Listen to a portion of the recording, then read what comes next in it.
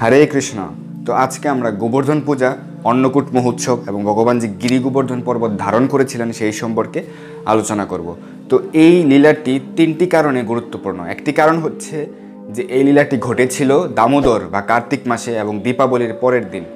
আর দ্বিতীয় কারণ হচ্ছে এই লীলাতে ভগবান তার ভক্তদের প্রতি করুণা প্রদর্শন করেছিলেন। ভগবান যে ভক্ত বৎসল সেটি প্রকাশ পেয়েছিল এই লীলাতে। আর তৃতীয় কারণটি হচ্ছে আমাদের আশেপাশে অনেকেই বা ভারতবর্ষে অনেকেই নিজেকে ভগবান বলে জাহির করতে চায়। তো যারা নিজেকে ভগবান বলে জাহির করতে চায় তাদের মধ্যে ভগবানের যে বৈশিষ্ট্য বা ভগবানের যে গুণাবলী সেগুলি পূর্ণ মাত্রায় বিদ্যমান নেই। তারা হয়তো কোনো ম্যাজিক জানে, সেই কারণে নিজেদেরকে ভগবান বলে জাহির করতে চায়, কিন্তু ভগবান যেই সমস্ত লীলা সম্পাদন করে গিয়েছেন সেগুলির বিন্দুমাত্র তাদের পক্ষে করা বা বাস্তবায়ন করা সম্ভবপর নয়। তো তন্মধ্যে অনেক উদাহরণ রয়েছে। সেরকম একটি উদাহরণ হচ্ছে যে গিরি গোবর্ধন পর্বত ধারণ। তো আপনাদের সামনে যদি কেউ নিজেকে ভগবান বলে জাহির করে, আপনারা তখন তাদেরকে বলবেন যে ভগবান যখন 7 বছর বয়স ছিলেন তখন গিরি গোবর্ধন পর্বত ধারণ করেছিলেন এবং সেই পর্বতের যে পরিধি সেটি হচ্ছে 21 কিলোমিটার। অর্থাৎ সেই পর্বতের সার্কামফারেন্স বা পরিধি হচ্ছে 21 কিলোমিটার। সেই বিশাল পর্বতকে ভগবান তার বাম হাতের কনিষ্ঠ আঙুলে 7 দিন 7 রাত্র ধারণ করে রেখেছিলেন। কিন্তু আমাদের পক্ষে কি সেটি সম্ভব? বা যারা নিজেকে ভগবান বলে জাহির করে তাদের পক্ষে সম্ভব? একটি পর্বত তো দূরের কথা, একটি পাথর বা একটি ছোট্ট ইট সেটিও তো বাম হাতের কনিষ্ঠ আঙুলে 7 দিন ধারণ করে রাখা সম্ভব নয়। 7 দিন তো দূরের কথা, 7 ঘন্টা বা 7 মিনিটও সম্ভবপর হবে। চলুন আমরা সেই সুন্দর, সেই মনোরম, সেই মহিমান্বিত লীলাটি সম্পর্কে জেনে নেই। তো ভগবান যখন দাপর লীলায় ছিলেন এবং ভগবানের বয়স যখন 7 বছর ছিল, তখন একবার ভগবান শ্রীকৃষ্ণ তিনি দেখলেন যে সমস্ত বৃন্দাবনবাসীরা কিসের জন্য আয়োজন করছেন। তো ভগবান তখন তার পিতা নন্দ মহারাজকে জিজ্ঞেস করলেন যে কিসের এত আয়োজন করা হচ্ছে। সকলেই বিভিন্ন পিঠা পুলি বানাচ্ছেন, বিভিন্ন কিছু রন্ধন করছেন, পুরো বৃন্দাবনকে সাজিয়ে তুলছেন, কিসের এত আয়োজন? তখন নন্দ মহারাজ তাকে বুঝিয়ে বললেন যে আমরা ইন্দ্রদেবের উদ্দেশ্যে পূজা নিবেদন করব, ইন্দ্র পূজা করব, সেই কারণে এত আয়োজন করা হচ্ছে। তো তখন ভগবান জিজ্ঞাসা করলেন তার পিতাকে যে কি কারণে তোমরা ইন্দ্র পূজা করছো। তখন তার পিতা বললেন যে যেহেতু আমরা হচ্ছি বৈশ্য আর আমাদের কাজ হচ্ছে গো পালন করা, গো রক্ষা করা এবং কৃষিকাজ করা, আর এই কারণে গো বা গাভীদের রক্ষা করার জন্য, গাভীদের খাওয়ানোর জন্য অনেক ঘাসের প্রয়োজন হয়। যেহেতু আমাদের 9 লক্ষ গাভী রয়েছে, অনেক ঘাসের প্রয়োজন হয়। আর কৃষিকাজ করার জন্যও কিন্তু বৃষ্টির প্রয়োজন হয়।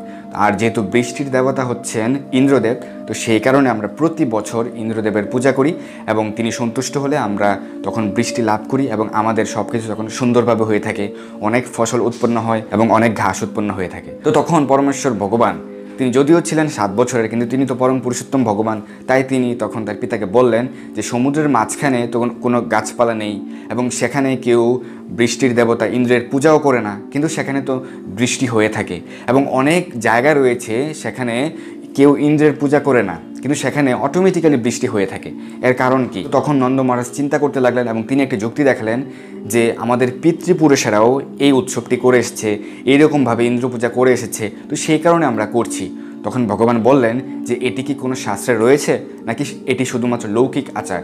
তখন নন্দ মহারাজ বললেন যে এটি হচ্ছে লৌকিক আচার। তো তখন পরমেশ্বর ভগবান তিনি তখন তার পিতাকে বললেন যে আমাদের ইন্দ্র পূজা না করে আমাদের উচিত গোবর্ধনের পূজা করা। কি কারণে? কারণ আমাদের গাভীরা গোবর্ধনের উপর নির্ভরশীল। গাভীদের যখন ঘাস খাওয়ার প্রয়োজন হয় তখন তারা গোবর্ধনের পাদদেশে বা গোবর্ধনের উপরে চড়ে এবং গোবর্ধনের আনলিমিটেড ঘাস রয়েছে। তো গোবর্ধন আমাদের গাভীদের ঘাস প্রদান করে এবং গোবর্ধনের পাদদেশে কিন্তু শস্য বা সবজির চাষ হয়ে থাকে। তো সেই কারণে আমাদের গোবর্ধনের প্রতি কৃতজ্ঞ থাকা উচিত এবং সেই কৃতজ্ঞতা বশত আমাদের গোবর্ধনের পূজা করা উচিত। কারণ গোবর্ধনকে সন্তুষ্ট করতে পারলেই কিন্তু আমাদের গাভী এবং আমাদের যে কৃষিকার্য সেটি সুরক্ষা হবে। তো ভগবান এটি বলার পর নন্দ মহারাজের পাশে আরও কয়েকজন লোক ছিলেন সেখানে। তো তখন নন্দ মহারাজকে বলতে লাগলেন যে গোপাল তো ঠিকই বলেছে, তো চলুন আমরা এবার গোবর্ধনের পূজা করি। তো তখন সকলে মিলে যে সকল উপাচার, যে সকল আয়োজন করা হয়েছিল, বিশাল আয়োজন ইন্দ্র পূজার জন্য, সেই সকল আয়োজন, সেই সকল দ্রব্য দিয়ে সকলে মিলে তখন গোবর্ধনের পূজা করতে শুরু করলেন এবং অনেক অন্ন, অনেক রুটি, মালপোয়া, লুচি, বিভিন্ন ধরনের মিষ্টি দ্রব্য, পিঠা তখন বানানো হয়েছিল এবং সব কিছু মিলিয়ে একটি বিশাল পর্বতের মতো করা হলো। সাদা অন্ন, সবুজ অন্ন, লাল অন্ন, বিভিন্ন কালারফুল অন্ন দিয়ে এবং বিভিন্ন ধরনের শাক দিয়ে, বিভিন্ন সবজি, বিভিন্ন তরকারি এবং বিভিন্ন ধরনের মিষ্ট দ্রব্য বিভিন্ন লুচি, পিঠা, পুলি, পায়েস সেগুলি দিয়ে বিশাল পর্বতের মতো করা হলো এবং সেই অন্নরূপী পর্বত দিয়ে গোবর্ধনকে পূজা করা হলো। এবং তখন গোবর্ধনের সম্মুখে দাঁড়িয়েছিলেন ছোট গোপাল এবং সকলে দেখতে পেলেন যে ছোট গোপাল দাঁড়িয়ে দেখছেন, কিন্তু আরও একজন গোপাল এসে সেই অন্ন গ্রহণ করছেন এবং সেই অন্ন গ্রহণ করতে করতে প্রায় শেষ হয়ে গেছে এবং সেই গোপাল তখন বলছেন যে আমাকে আরও দাও, আরও দাও। ছোট গোপাল দাঁড়িয়ে দাঁড়িয়ে দেখছেন আর অন্য একজন গোপাল এসে গোবর্ধনের সম্মুখে তিনি সেই সকল অন্ন, সেই সকল উপাচার, সেই সকল আয়োজন তিনি গ্রহণ করছেন। তো এইভাবে ভগবান সকল আয়োজন, সকল খাদ্যদ্রব্য গ্রহণ করলেন এবং গোবর্ধনের গা বেয়ে যে ঝর্ণা নেমে আসে সেই ঝর্ণা দিয়ে ভগবান তার হস্ত মুখ প্রক্ষালন করলেন বা হাত মুখ ধুলেন এবং এরপর ভগবান অনেক সন্তুষ্ট হলেন এবং তিনি সকলের জন্য তার মহাপ্রসাদ তিনি রেখে দিলেন এবং সকলে মিলে তখন ভুরিভোজ করলেন, সকলে অনেক আনন্দিত হলেন। কিন্তু একটি সমস্যা হয়ে গেল। কি সমস্যা? যেহেতু ইন্দ্রের পূজা করা হয়নি, গোবর্ধনের পূজা করা হয়েছে, তো সেই কারণে ইন্দ্রদেব তা বুঝতে পারেননি। তিনি বুঝতে পারেননি যে সকলে মিলে ভগবানের নির্দেশে, পরম পুরুষোত্তম ভগবানের নির্দেশে এই কার্যটি সম্পন্ন করেছে। তো তিনি বুঝতে না পারে কী করলেন, তিনি প্রবল বর্ষণ শুরু করে দিলেন। এই বৃন্দাবনের উপরে তিনি প্রবল বর্ষণ, প্রবল বৃষ্টি, বজ্রপাত শুরু করলেন এবং অল্প সময়ের মধ্যে এই পুরো বৃন্দাবন প্লাবিত হয়ে গেল এবং তখন সকল বৃন্দাবনবাসীরা হাহাকার করতে লাগলেন এবং গাভীরা ছোটাছুটি করতে লাগলো এবং সকল ঘরবাড়ি জলে নিমজ্জিত হতে লাগলো এবং তখন কৃষ্ণের কাছে আশ্রয় প্রার্থনা করলেন এবং সকলকে আশ্রয় প্রদান করার নিমিত্তে ভগবান কি করলেন, তিনি গিরি গোবর্ধন পর্বতকে, যেই পর্বত হচ্ছে 21 কিলোমিটার পরিধি বিশিষ্ট, সেই পর্বতকে ভগবান তুলে তার বাম হাতের কনিষ্ঠ আঙুলে তিনি ধারণ করলেন এবং ইন্দ্রদেব আরও বৃষ্টি প্রদান করতে লাগলেন, আরও বজ্রপাত, প্রবল বর্ষণ তিনি প্রদান করতে লাগলেন। কিন্তু কারোই কোনো সমস্যা হলো না। কী কারণে?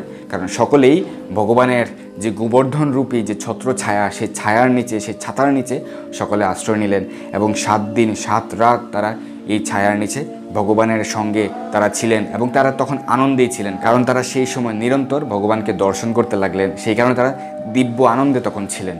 কিন্তু ইন্দ্রদেব যখন দেখলেন যে কারোই কোনো সমস্যা হলো না, তো কে সেই বালক, এবং তিনি যখন নেমে এসে দেখলেন যে সেই বালক হচ্ছে তার প্রভু পরম পুরুষোত্তম ভগবান শ্রীকৃষ্ণ, তাই তখন ইন্দ্রদেব তার ভুল বুঝতে পেরে তার অপরাধ ক্ষমা প্রার্থনার জন্য ভগবানের নিকট প্রার্থনা করতে লাগলেন এবং ভগবান তখন ইন্দ্রদেবের এই অপরাধ ক্ষমা করে দিয়েছিলেন। তো এইভাবে ভগবান গিরি গোবর্ধন পর্বত ধারণ করেছিলেন এবং তারপর থেকে গোবর্ধন পূজার সূত্রপাত হলো এবং সেটি ঘটেছিল দীপাবলির পরের দিন। তাই সেই কারণে দীপাবলির পর দিন সমস্ত ভক্তবৃন্দ গোবর্ধন পূজা, অন্নকূট মহোৎসব, গো পূজা পালন করে থাকেন। তো আরেকবার কি হয়েছিল, ভগবানের অত্যন্ত প্রিয় ভক্ত মাধবেন্দ্র পুরীপাদ তিনি অযাচক বৃত্তি শুরু করলেন এবং তিনি যখন বৃন্দাবনে এলেন তিনি কারো কাছে কিছু ভিক্ষা চাইলেন না।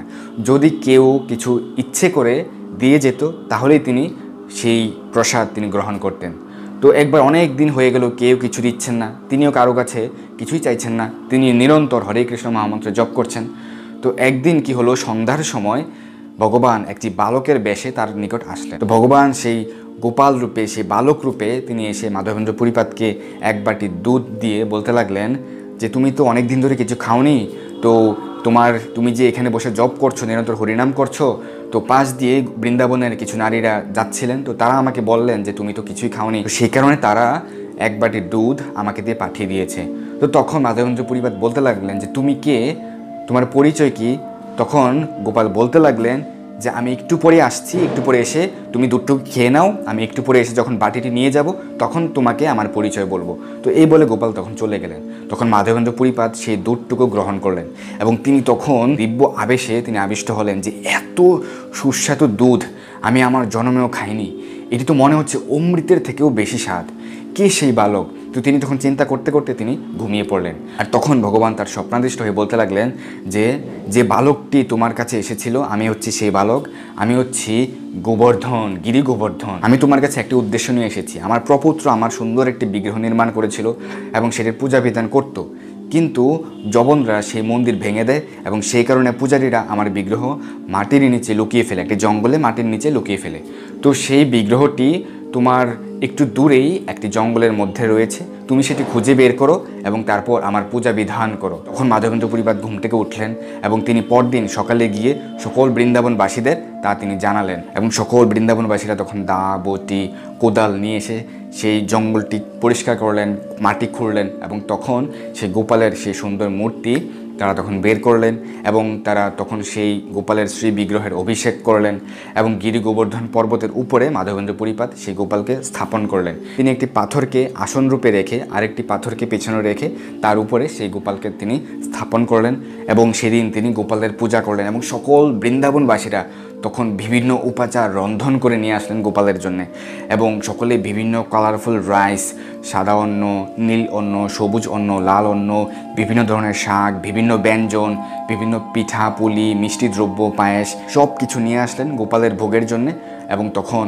গোপালকে সেই অন্নকূট করে অর্থাৎ অন্নের কূট বা অন্নের পাহাড় করে গোবর্ধন পর্বতের অনুরূপে অন্নের পাহাড় করে গোপালের সম্মুখে সেই অন্নকূট মহোৎসব সেই গিরি গোবর্ধনে পূজা করা হলো এবং সেই অন্নকূটকে সেই গিরি গোবর্ধনের উদ্দেশ্যে গোপালের উদ্দেশ্যে ভোগ অর্পণ করা হলো এবং সেই গোপাল তখন সেই ভোগ গ্রহণ করে সন্তুষ্ট হলেন। তো সেই কারণে সারা পৃথিবীতে আজ এই দীপাবলির পরের দিন অন্নকূট মহোৎসব, গোপূজা, গিরি গোবর্ধন পূজা খুব সুন্দরভাবে অনুষ্ঠিত হয়ে থাকে। তো আমি অনুরোধ করছি যে আপনারা দীপাবলির পর দিন দুপুরবেলায় আপনাদের নিকটস্থ ইস্কন মন্দিরে আপনারা যাবেন। তো সেখানে আপনারা এই অন্নকূট মহোৎসব, গিরি গোবর্ধন পূজা দর্শন করবেন, ভগবানকে দর্শন করবেন এবং প্রণাম করবেন। এই অন্নকূটের দিনে সহস্র সহস্র আইটেম রান্না করে ভগবানকে ভোগ অর্পণ করা হয়ে থাকে। তো আপনারা সেই সুস্বাদু মহাপ্রসাদ গ্রহণ করবেন। তো এই হচ্ছে গিরি গোবর্ধন পূজা, ভগবান যে গিরি গোবর্ধন পর্বত ধারণ করেছিলেন সেই লীলা এবং অন্নকূট মহোৎসবের লীলা। তো ভালো থাকুন, সুস্থ থাকুন, কৃষ্ণ ভাবনাময় থাকুন। হরে কৃষ্ণ। ধন্যবাদ সবাইকে।